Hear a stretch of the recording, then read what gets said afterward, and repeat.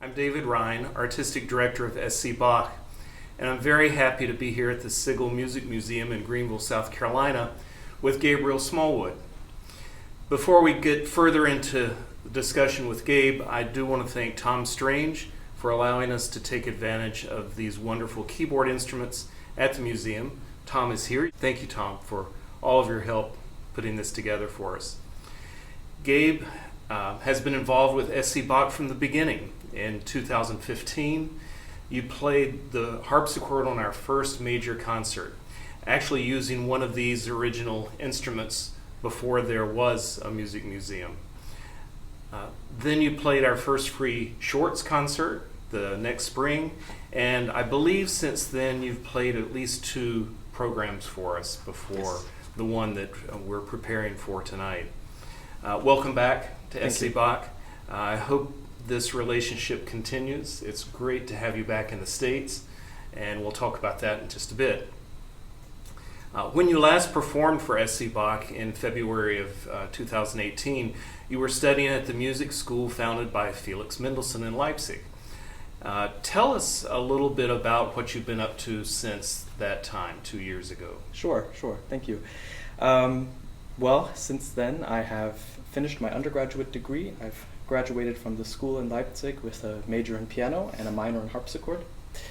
And I have now moved to Hamburg, where I am completing my master's degree in harpsichord performance under the tutelage of Professor Menno van Delft. So I have now completely devoted myself to the harpsichord and to early music.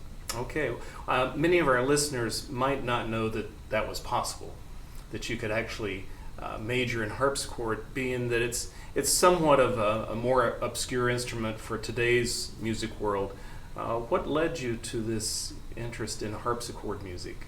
And I guess concurrently with that, in early music as well. Yes, well, to be completely frank, I was one of those people who didn't think that it would be possible to pursue the harpsichord and early music professionally. But I guess my very first encounter with the harpsichord was at sort of like a summer camp in 2011. It was called Pipe Organ Experience, which is sponsored by the American Guild of Organists, and it's basically for young musicians who are interested in the organ to kind of get their feet wet in that world of music. And one of our workshops was about the harpsichord. So one lady brought her harpsichord, she introduced the instrument to us, she played a little bit, talked about the mechanics, and then she allowed all the participants of this summer camp to try it out a little bit, to play something. And so we all lined up, and when it was my turn, I think I played an invention by Bach. I don't remember if this was C major or A minor, but I know it was one of those 2. And immediately from the first moment, I was completely transported by it. I mean, it definitely had me under its spell. And as mesmerizing as this moment was for me, it soonly became, or it was soonly thereafter shelved to the back of my mind, so to say, because I became quickly distracted with everything else that was going on in my musical life. So organ, piano, composition. And it wasn't really until I went to the Governor School in 2012 that I became reacquainted, so to say, with the harpsichord. And there I studied piano with Dr. Stephen Taylor, and what I really appreciated about my time with him was that he gave me the freedom to explore all of these other musical avenues that I was interested in, one of those being early keyboard instruments. And so, because of his support, I had unlimited access to the harpsichord that the Governor School owned, and I was able to just practice on it, to learn how to tune it, learn how to maintain it, and really just learn how to appreciate it more and to really understand it. But then what I think catapulted my strong appreciation and interest for the harpsichord into a downright love and affinity was getting to know Tom and Deborah Strange through the Governor School. So as a piano student, we went to their house about once a year to see Tom's private collection of antique keyboard instruments. And this collection was, at that time, known as the Carolina Clavier Collection. And he had this housed in their home in Easley. And so he would take the students around and introduce each instrument to us, talk about what makes them special, the history of it. And then the best part was, after this very informative tour, we basically had free reign and could just try anything that we could get our hands on. And to this day, I remember that experience as one of the most incredible ones of my entire life, just because that was the first time that I actually got to experience history through these instruments firsthand and up close. You know, you hear about the harpsichord on recordings or in lectures, but to actually see a historical instrument and then to actually play it, that's priceless. But still, after all of this, I somehow had the idea that, you know, the harpsichord, early music, it's great, but it can only be done on the side. It can only be a hobby, because I didn't have any sort of role model here who was actively pursuing early music professionally. And so that all changed whenever I moved to Europe in 2016 to study piano in Leipzig, and then I saw that there was a vibrant community of early musicians and people who have devoted themselves with heart and soul to these instruments, and I saw that it was a viable career option. And it was very soon after that that I mentally made the switch and knew that that was the path for me.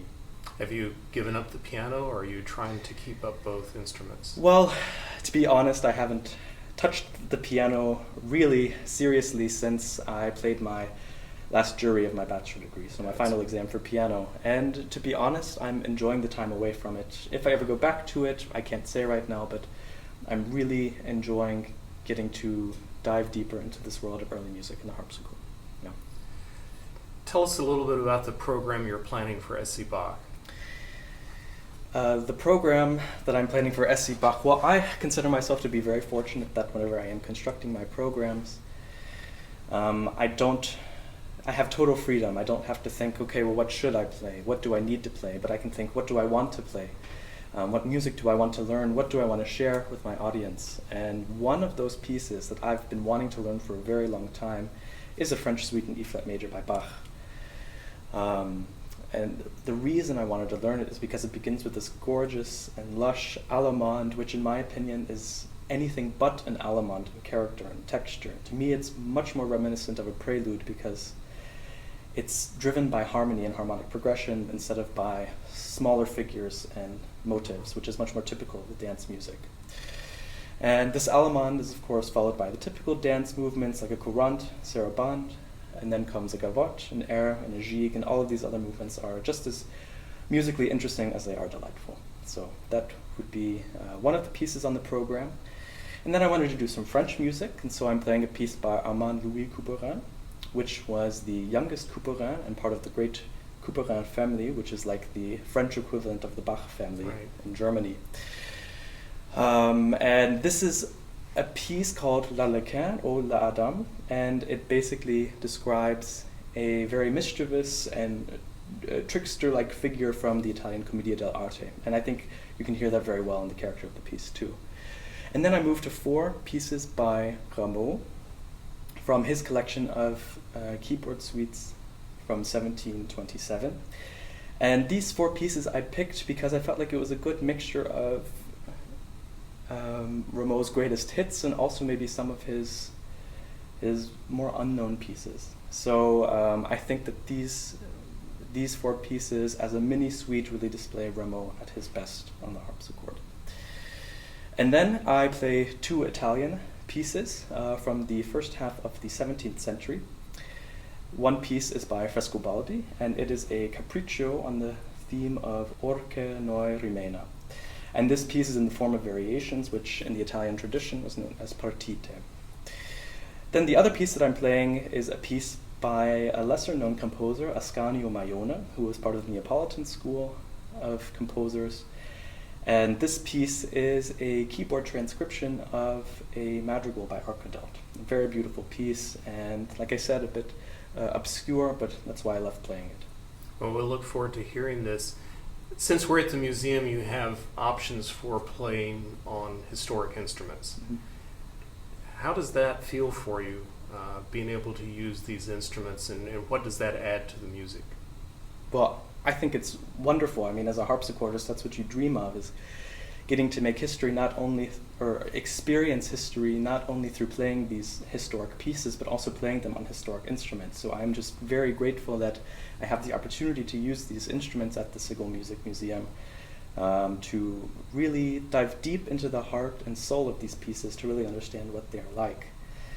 As wonderful of an experience as it is playing with historical instruments, it's not always easy because they are in fact historic and old and not always how can I say it? They're just not like instruments that were made 2 years ago, you know? And so these instruments teach me, when I'm practicing on them, mostly to slow down, not in terms of tempo, but just, you know, to savor it more, to try things that are possible on these instruments and that maybe are easily overlooked on modern instruments.